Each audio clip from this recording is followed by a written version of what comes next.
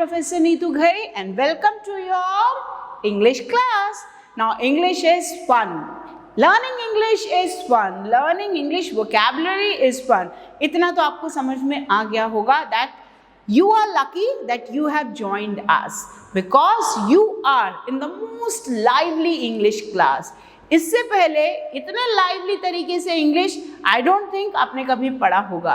तो ये तो अभी ट्रेलर है, पिक्चर अभी बाकी है मेरे दोस्त. तो you will be having much more enjoyment and much more new concepts, many more new concepts to be learned in the English class. Now coming to the context, coming to the topic, we were doing the exercise of noun. I have taught you all the rules of noun and on that basis I have given you some sentences in the exercise of errors of noun. और वो sentences last year examination के थे, so that you can analyze the level of question paper, the level of the topic, the level of questions and your level also. कि आपको वो सारे sentence समझ में आ रहे हैं क्या? आपको वो सारे sentences को solve करना आ रहा है क्या? आपको वो सारे sentences में जो सारे rules हमने पढ़े हैं वो apply करने आ रहे हैं क्या? ये सब आप एनालाइज करेंगे अपने नॉलेज के ऊपर. तो let's begin today's topic, that is exercise based on errors of noun, and I'll be teaching you some more sentences which will be making you more confident. So let's begin.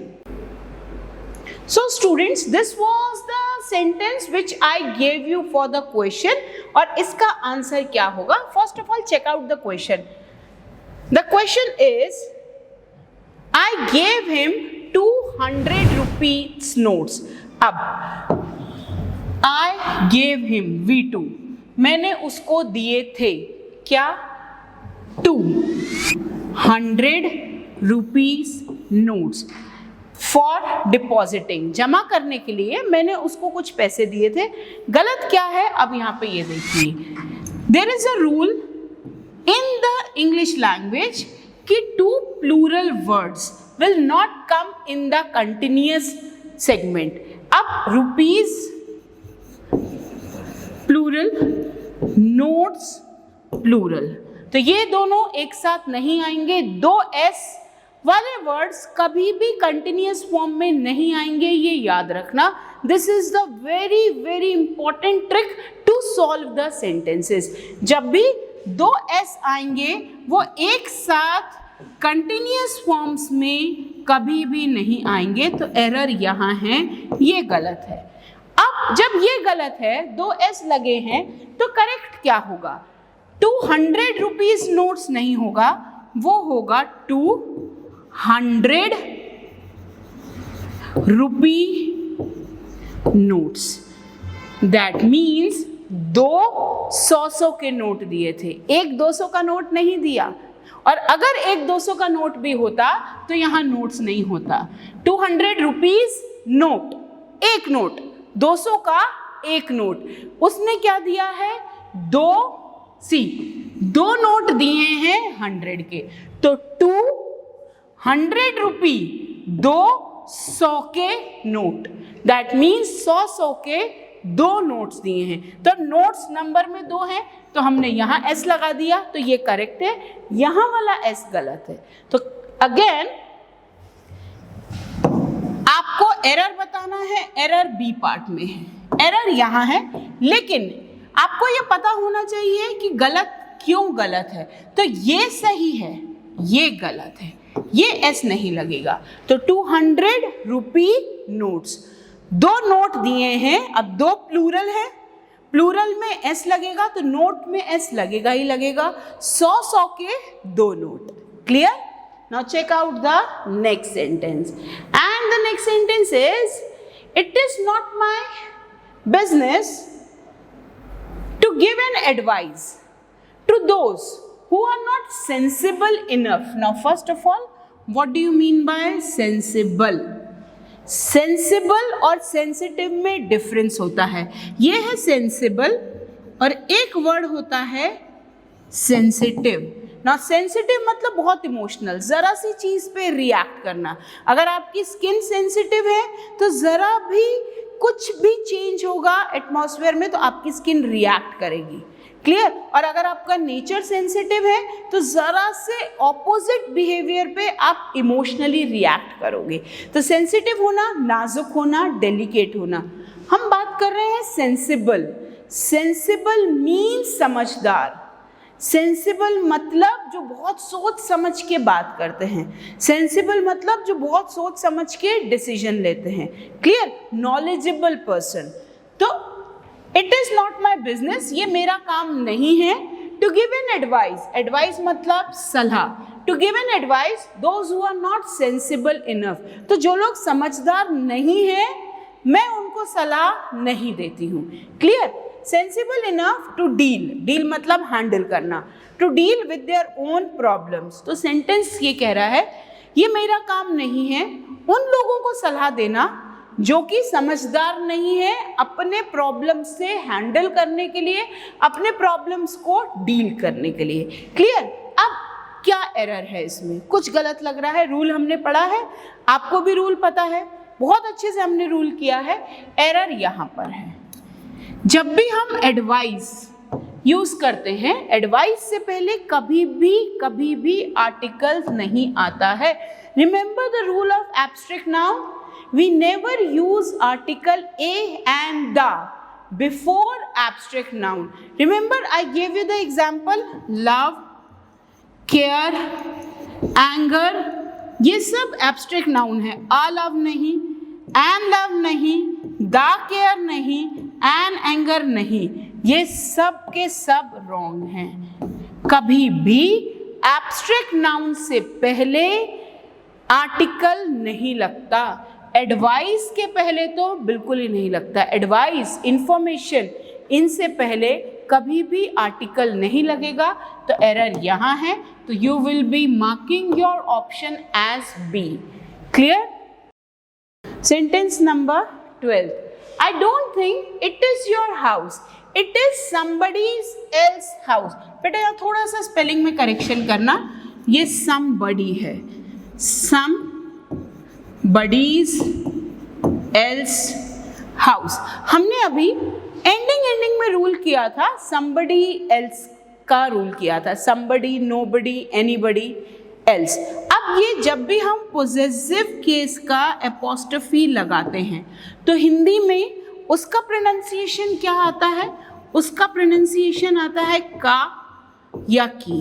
अब जब हम बोल रहे हैं somebody's else, अब देखो this is Rahul's car, तो हिंदी में इसका प्रोनाउंसिएशन क्या आया, ये राहुल की कार है, राहुल की कार है।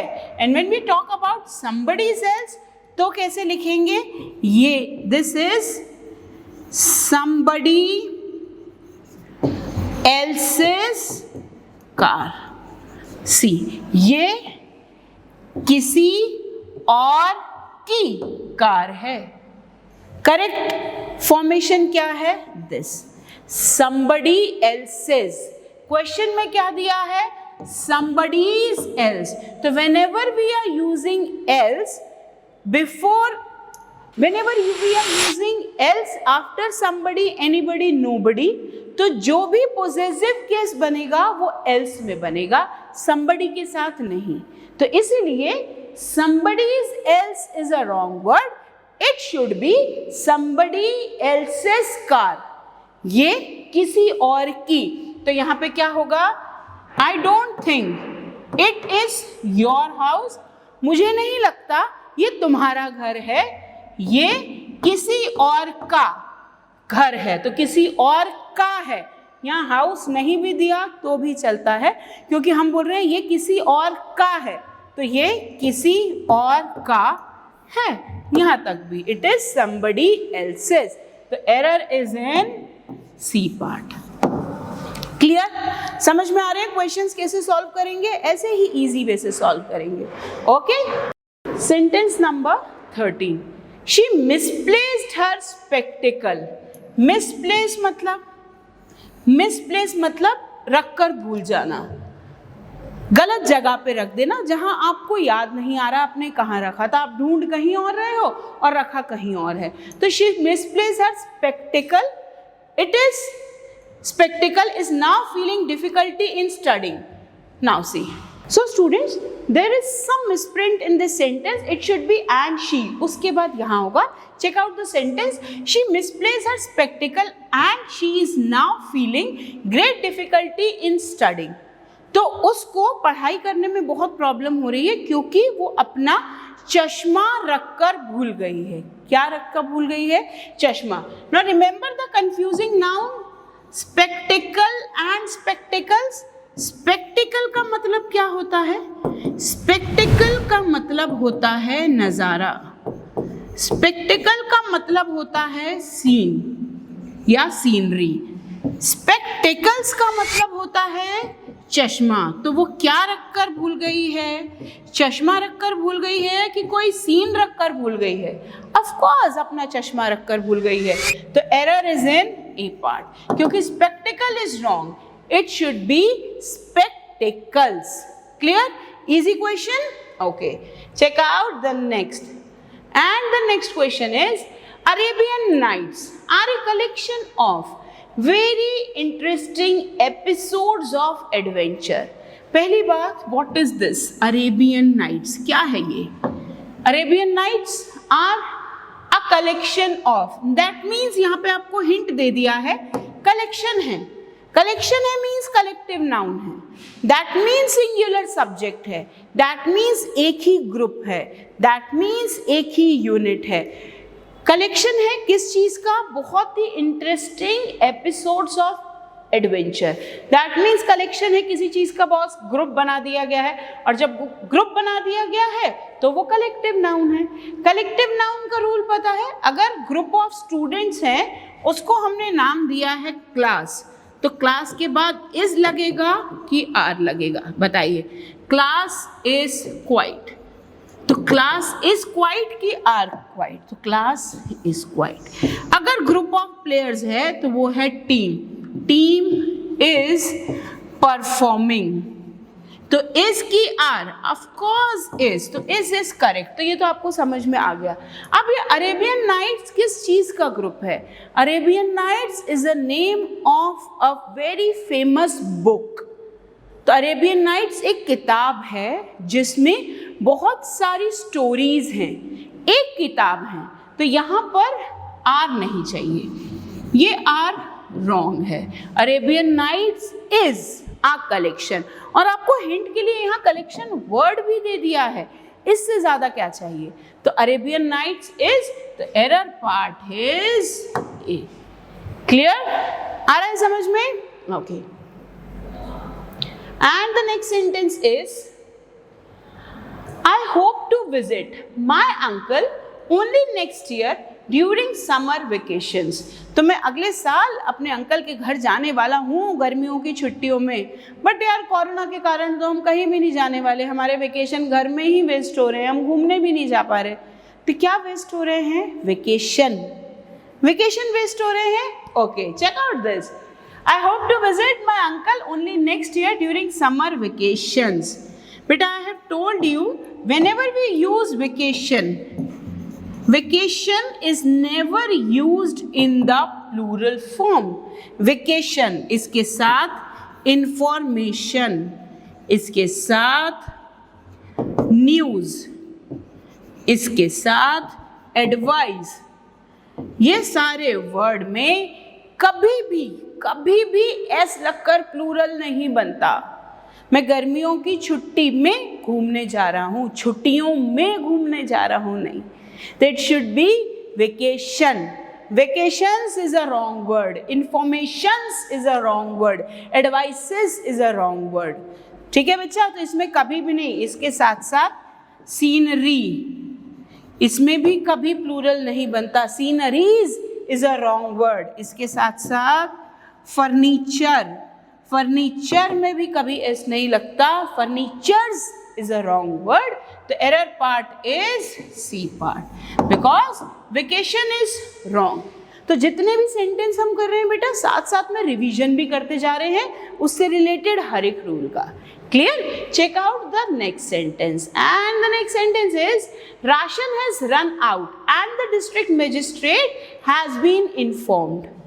रन आउट, रन आउट मतलब खत्म हो जाना, रन आउट मतलब एंड हो जाना। दैट मीन्स राशन खत्म हो गया है। Whenever we used to go and buy groceries, किराने का सामान लेके आते हैं, उसको राशन का बोलते हैं। तो कंट्रोल की दुकान पे, राशन की दुकान पे राशन मिलता है। क्लियर? जो गवर्नमेंट की तरफ से पुअर पीपल के लिए फ्री अलॉट होता है, उसकी दुकान को राशन की दुकान बोलते हैं। और राशन की दुकान पे राशन खत्म हो गया है। अब राशन में बहुत सारी चीज़ें होती हैं, एक चीज़ तो नहीं होती। तो see this, ration is a wrong word. Ration singular नहीं होता, वहां पर होगा राशंस। ठीक है? तो राशन नहीं होता, राशंस होता है। अब जब यहाँ राशंस है तो यहाँ पे भी हैव होगा। रन आउट मतलब खत्म हो गया, एंड हो जाना, शॉर्टेज हो जाना, कमी हो जाना। Clear? So the error part is A part. It should B rations have run out. This is the correct answer. Clear? Done? Sentence number 17. The table's wood is infested with mite and I am likely to dispose it of. अब इस sentence को अच्छे से समझना। Tables would, table की लकड़ी को infested with might, table की लकड़ी को कीड़ा लग गया है। माइट को हिंदी में क्या बोलते हैं हम? माइट को हिंदी में बोलते हैं दीमक। ये दीमक एक कीड़ा होता है जो लकड़ी को पूरी तरह खा जाता है। ये बिल्कुल गायब कर देता है, लकड़ी को पूरा खा जाएगा। दीमक कैन ईट एनीथिंग, कपड़े खा जाएगा, पेपर खा जाएगा, उसकी भूख कभी भी नहीं मिटती, वो सब खा जाता है। वो लकड़ी के साथ साथ पेपर भी खा जाता है, कपड़े भी खा जाता है। तो वहां पर might, and mind this, might अगर किसी लकड़ी को लग गया है तो वो कभी भी उस लकड़ी को छोड़ेगा नहीं। दीमक की तरह चिपक के रहना मतलब वो कभी भी नहीं छोड़ेगा। वो लकड़ी में कहीं ना कहीं एक ना एक दीमक या कीड़ा बच ही जाता है। No matter how much insecticide आप उस पर, हाउ मच आप उस पर पेस्टिसाइड या जो इंसेक्ट्स कंट्रोल करने की दवाई होती है वो आप उस पर स्प्रे कर दें, फिर भी वो दीमक वहाँ रहता है। उसका एक ही सॉल्यूशन है, उस लकड़ी को ही डिस्पोज कर देना। ना what you mean by dispose कर देना? उसको डिसमेंटल कर देना, उसको एंड कर देना, बिकॉज वो यूसेज की नहीं रह जाती। क्लियर? अब सेंटेंस समझ में आ गया। डिस्पोज इट ऑफ मतलब खत्म कर देना। हम लकड़ी को खत्म कर रहे हैं, दैट मीन्स उसको जला रहे हैं ताकि लकड़ी भी जल जाए, साथ साथ कीड़े भी जल जाए। क्लियर? ताकि वो कीड़े और स्प्रेड ना हो। एरर क्या है इसमें? एरर है इसमें tables wood. I told you possessive case are never used with non living thing. अब वुड क्या है? नॉन लिविंग थिंग है। टेबल की लकड़ी, तो टेबल भी नाउन, वुड भी नाउन, बट टेबल भी नॉन लिविंग थिंग, वुड भी नॉन लिविंग थिंग। हम कभी भी टेबल जो कि नॉन लिविंग थिंग है उसमें अपोस्ट्रोफी लगाकर उसमें पोजेसिव केस नहीं बना सकते। What will be the correct answer? The wood of the table, would of the table, but tables would नहीं। तो एरर यहां पर है ए पार्ट में। It should B would of the table. Clear? Coming to the sentence number 18. To morale of the army, I was high because the news coming from the front are very encouraging. Okay. Now army का जो morale था, ये थोड़ा सा यहाँ correction करो बच्चा।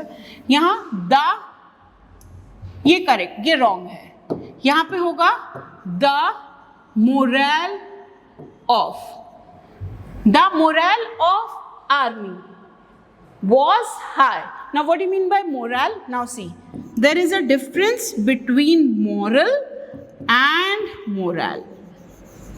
Moral means shiksha, moral means teaching, moral of the story, moral science, naitik shiksha. That means आपको क्या लेसन मिला है, moral, what you learn from the experience, नैतिक शिक्षा।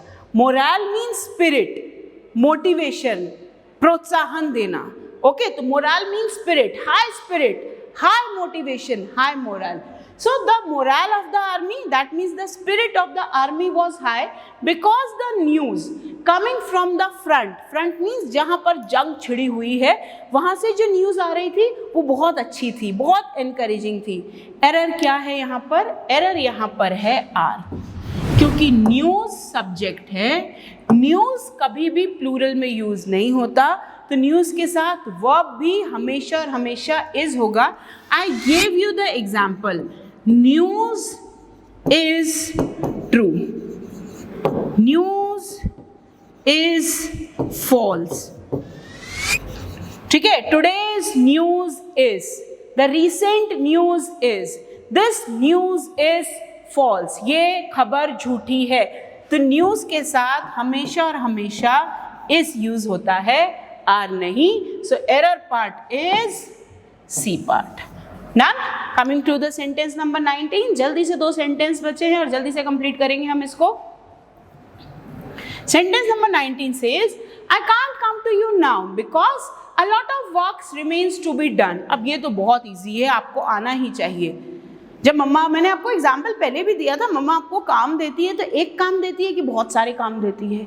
बहुत सारे काम देती हैं, पर बोलती क्या है? मैंने तो एक ही काम बोला है। वो एक काम में ही बहुत सारे काम होते हैं। तो जब भी हम काम के लिए वर्क यूज कर रहे हैं तो वो काम के लिए वर्क्स यूज करने में हम उसमें एस नहीं लगाते हैं।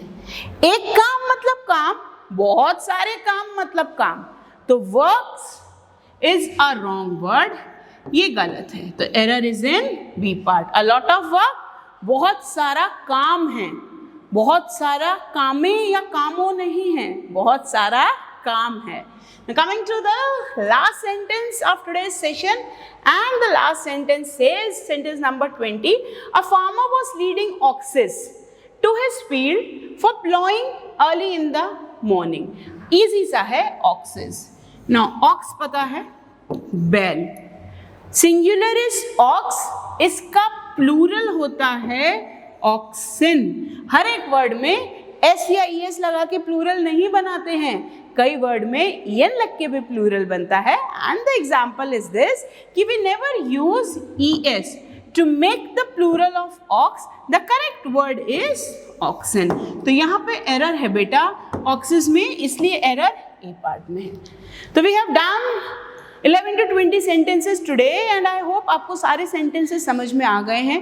Note down all the sentences with the answer and with the explanation also, so that you can revise it whenever you need to recall that. Okay, so all this for today. I hope you all have understood what I taught you today in this session.